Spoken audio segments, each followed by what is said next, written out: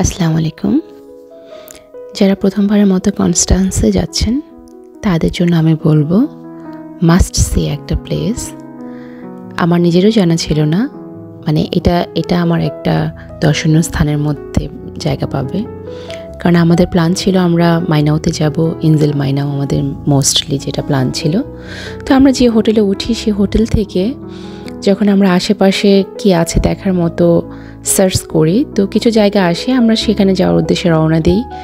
তো রাস্তায় আমাদের এক ভদ্রমহিলার সাথে দেখা হয় বাস স্টপে যখন আমরা দাঁড়িয়েছিলাম।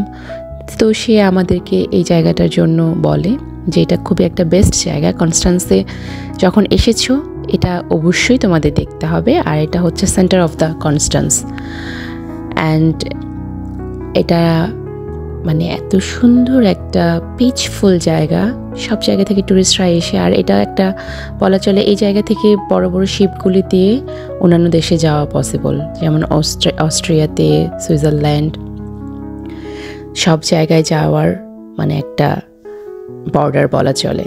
খুবই সুন্দর আর খুবই মনোমুগ্ধকর। বিকেলবেলা যদি এমনিও গিয়ে একটু বসেন মনটা খুব ভালো হয়ে যাবে, এত সুন্দর। আর এখানটায় দাঁড়িয়ে সেই সামনের সুইজারল্যান্ডের পাহাড় দেখা যাচ্ছিল, অস্ট্রিয়ার পাহাড় দেখা যাচ্ছিল।